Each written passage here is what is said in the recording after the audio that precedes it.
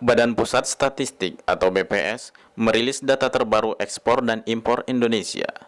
Nilai ekspor Indonesia pada bulan Agustus tahun 2020 tercatat sebesar 13,07 miliar dolar Amerika Serikat atau turun sebesar 4,62% dibandingkan nilai ekspor pada bulan Juli tahun 2020 yang tercatat sebesar 13,70 miliar dolar Amerika Serikat.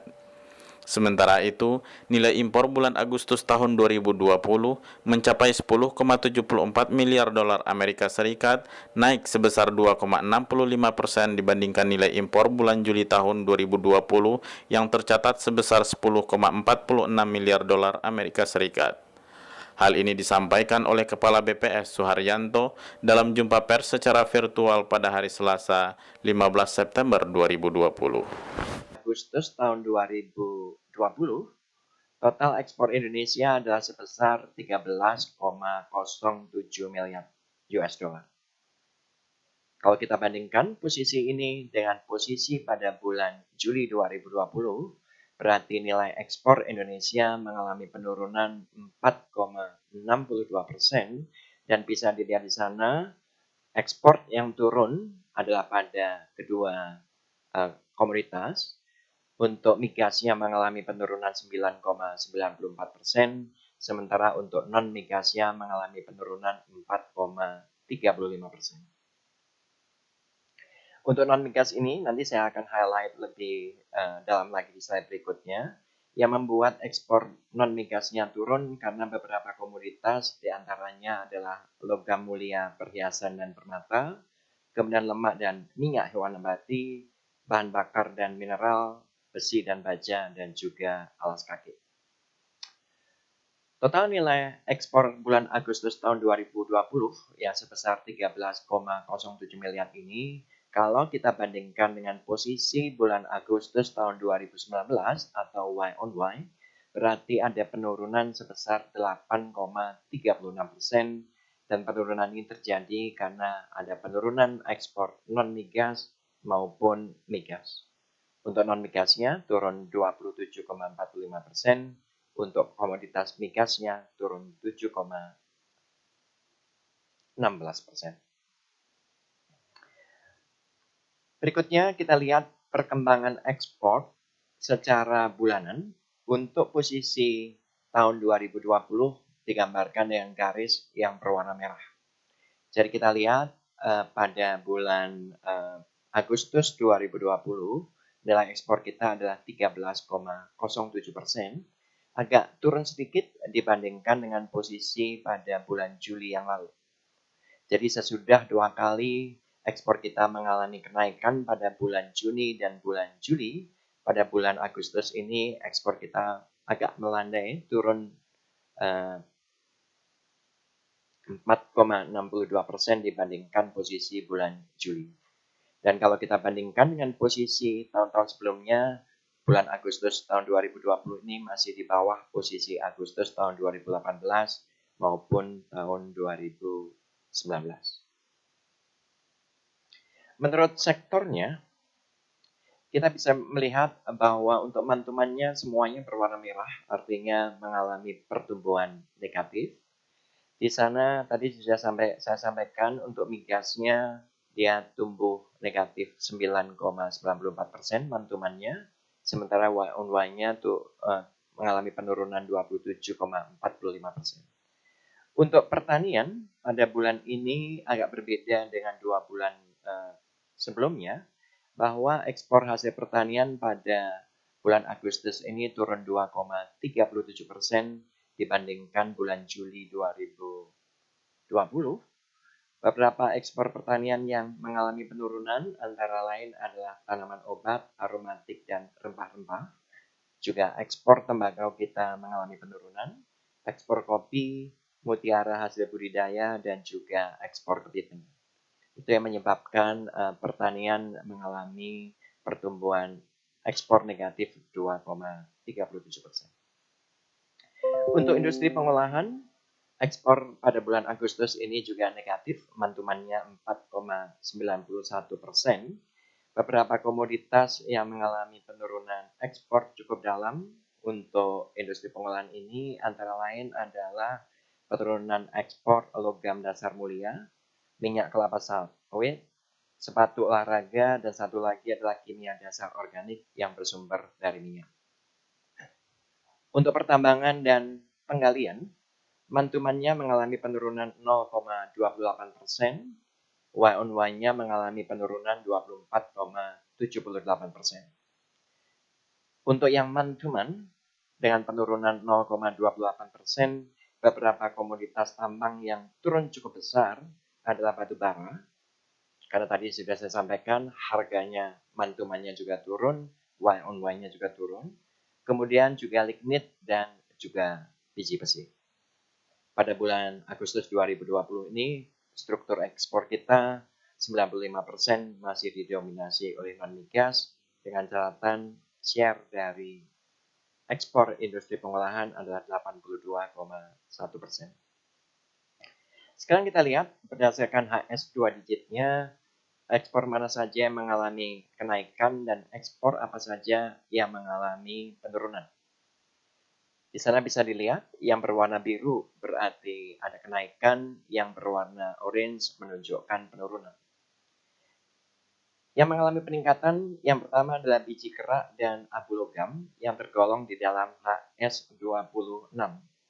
Di sana ada penambahan ekspor sebesar 102,2 juta dan tujuan utama ekspor ini adalah untuk ke Tiongkok, ke Jepang, dan ke Jerman.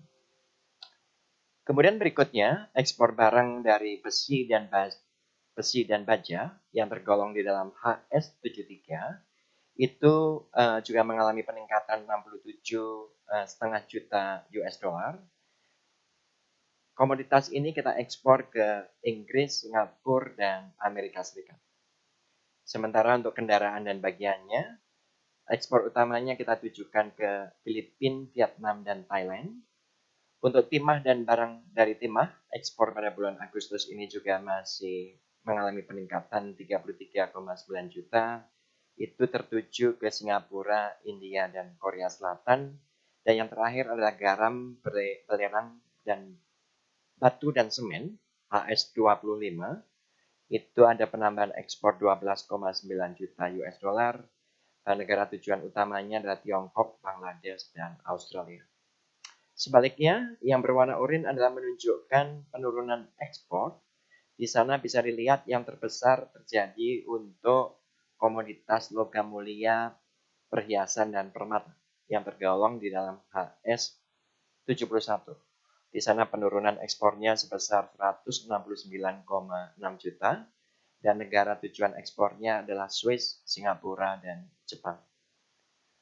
Lemak dan minyak hewan nabati juga mengalami penurunan, demikian juga bahan bakar mineral yang tujuan utamanya adalah ke India, Tiongkok, dan Jepang. Kemudian ekspor alas kaki kita juga mengalami penurunan pada bulan Agustus ini, dan yang terakhir adalah besi dan baja yang tergolong di dalam HS 72. Berdasarkan negaranya, negara tujuan ekspor pada bulan Agustus tahun 2020 ini, ekspor kita ke Inggris, ke Vietnam, ke Taiwan, ke Italia, dan Thailand itu mengalami peningkatan. Sebaliknya, ekspor kita ke Swiss, Malaysia, Jepang, Tiongkok, dan India mengalami penurunan. Untuk ke Inggris, ekspor yang mengalami peningkatan yang paling besar adalah barang dari besi dan baja. Sementara untuk Vietnam adalah lemak dan minyak hewan nabati. Dan sebaliknya, ekspor kita ke Swiss itu mengalami penurunan 156,7 juta US dollar.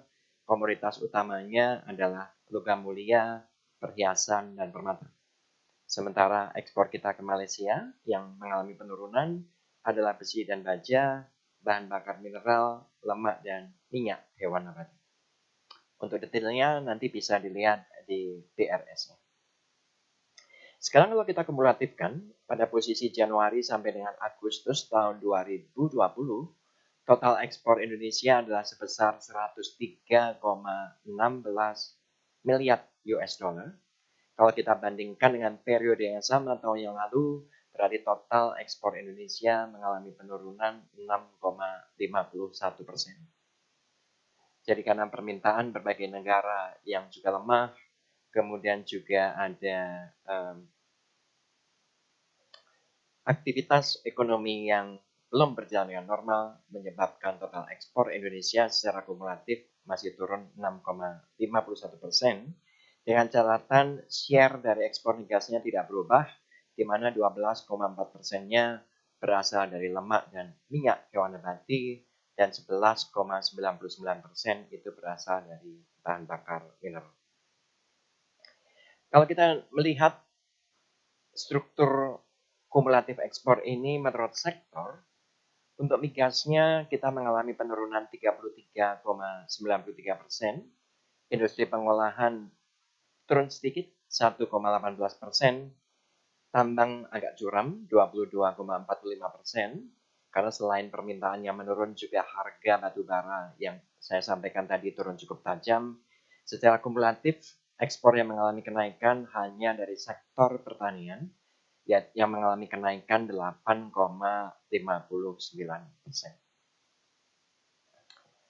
Berdasarkan negara, pangsa ekspor kita tidak berubah selama Januari-Agustus tahun 2020. Ekspor kita terutama tertuju ke Tiongkok, kemudian Amerika Serikat, Jepang, India, dan Singapura. Untuk ke Tiongkok, pada bulan Agustus ini komoditas utama yang kita ekspor adalah besi dan baja, lemak dan minyak hewan nabati, serta biji terak dan abu logam. Sementara untuk Amerika Serikat, ekspor utama kita pada bulan Agustus berdasarkan komoditas utamanya adalah pakaian dan aksesorisnya dari rajutan, kemudian pakaian dan aksesorisnya bukan rajutan, dan satu lagi adalah mesin dan perlengkapan elektrik yang tergolong di dalam HS 85. Sekarang saya pindah ke impor. Nilai impor Agustus 2020 adalah sebesar 10,74 miliar US dollar. Kalau kita bandingkan dengan bulan yang lalu, berarti total impor pada bulan Agustus ini mengalami peningkatan 2,65%. Dan dari tanda panah di sana kita bisa melihat bahwa impor migas kita turun, tetapi impor non migas kita mengalami kenaikan 3,01%. Total impor pada bulan Agustus 2020 yang sebesar 10,74 miliar ini, kalau kita bandingkan Y on Y dengan posisi Agustus pada tahun 2019, berarti mengalami penurunan 24,19%. Dan penurunan impor ini terjadi baik untuk impor migas maupun untuk impor non migas yang turun 21,9%. Pergerakan impor secara bulanan digambarkan dengan garis berwarna merah untuk tahun 2020. Di sana dapat lihat bahwa total impor kita adalah 10,74 miliar US dollar. Berarti naik 2,65% dari bulan lalu, tetapi turun 24,2% dari bulan Agustus tahun 2019. Dan kalau kita lihat berdasarkan penggunaan barangnya, di sana bisa kita lihat bahwa impor barang konsumsi dan impor bahan baku untuk bulan Agustus ini mengalami peningkatan secara month-to-month, tetapi barang modalnya masih mengalami penurunan baik month-to-month maupun Y on Y. Untuk barang konsumsi, month-to-month-nya mengalami peningkatan 7,31%. Beberapa barang konsumsi yang naik cukup besar pada bulan Agustus tahun 2020 ini di antaranya adalah grapes atau anggur dari Tiongkok. Kemudian ada impor barang konsumsi berupa milk atau cream in powder yang kita impor dari Selandia Baru. Kemudian juga ada impor raw sugar in solid form, itu kita impor dari India.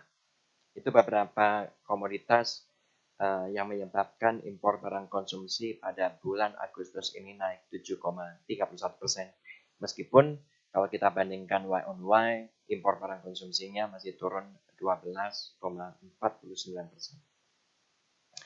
Impor bahan baku mantumannya juga naik 5% pada bulan Agustus ini. Kalau kita bandingkan dengan posisi pada bulan Juli tahun 2020, beberapa impor bahan baku yang mengalami kenaikan besar pada bulan Agustus 2020 ini diantaranya adalah gold and lump, emas, dari Hong Kong. Kemudian juga ada non-divided soybean flour yang kita impor dari Brasil. Kemudian juga ada besi baja dari Ukraina, dan juga ada part of transmission apparatus, kind of portable receiver yang untuk komunikasi itu kita impor dari Tiongkok. Impor bahan baku untuk jadikan perhatian bahwa Y-on-Y-nya masih mengalami penurunan cukup dalam, yaitu 24,93%. Untuk barang modal, mantumannya mengalami penurunan 88,81%, Y-on-Y-nya turun 27,55%. Jadi ada beberapa barang modal dari Vietnam berupa vessel for transport motorized of a gross tonnage yang itu kita dari Vietnam. Kemudian juga ada liquid dielectric transformer yang kita import dari Vietnam dan beberapa mesin yang lainnya. Untuk keterangannya rinci mengenai HS-nya nanti bisa dilihat di BRS. Ada beberapa barang HS2 digit yang mengalami peningkatan ekspor pada bulan peningkatan impor pada bulan Agustus 2020 ini. Impor besi dan baja mengalami peningkatan, logam mulia, perhiasan permata juga mengalami peningkatan, kemudian ampas dan sisa industri makanan, kemudian serelia dan plastik dan barang dari plastik. Sebaliknya, impor beberapa HS2 digit seperti kapal perahu dan struktur terapung yang tergabung di dalam HS89 itu mengalami penurunan. Demikian juga impor untuk gula dan kembang gula HS17, barang dari besi dan baja HS73, mesin dan peralatan mekanis dan juga sayuran. Yang dimaksud sayuran di sini komoditas terbesarnya adalah bawang putih. Berdasarkan negara, impor kita dari Tiongkok pada bulan Agustus tahun 2020 ini mengalami peningkatan. Beberapa komoditas yang kita impor dari Tiongkok pada bulan Agustus ini antara lain adalah laptop, dan kemudian dari buah-buahan anggur, dan satu lagi adalah part of transmission apparatus, kind of portable receiver yang untuk komunikasi. Impor kita dari Hong Kong juga mengalami peningkatan pada bulan Agustus ini. Yang terbesar diantaranya adalah impor berupa emas. Demikian juga impor dari Ukraina, Kanada, dan Perancis kita meningkat. Sebaliknya impor kita dari Korea Selatan itu mengalami penurunan pada bulan Agustus 2020 ini sebesar 131,8 juta US dollar. Impor kita dari Jepang juga mengalami penurunan, kemudian dari Singapura, Australia, dan Polandia. Kalau kita gabungkan Januari sampai dengan Agustus tahun 2020, total impor kita adalah sebesar 92,11 miliar US dollar. Kalau kita bandingkan dengan periode yang sama tahun 2019, berarti total impor Indonesia pada Januari-Agustus 2020 itu mengalami penurunan 18,06%. Dengan catatan, impor terbesarnya masih berupa mesin dan peralatan mekanis yang share-nya mencapai 17,15%, kemudian mesin dan perlengkapan elektrik yang share-nya adalah sebesar 14,47%. Menurut penggunaan barangnya, impor Indonesia pada Januari-Agustus ini mengalami penurunan negatif semuanya. Impor barang konsumsi kita masih turun 7,86%. Impor bahan baku dan penolong masih mengalami penurunan 18,85%. Sementara barang modalnya mengalami penurunan 20,13%.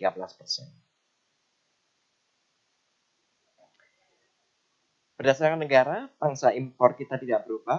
Impor utama kita selama Januari-Agustus ini adalah berasal dari Tiongkok, kemudian disusul dari Jepang, dan kemudian dari Singapura. Untuk Tiongkok ini share-nya mencapai 29,9%, sementara dari Jepang 8,84%.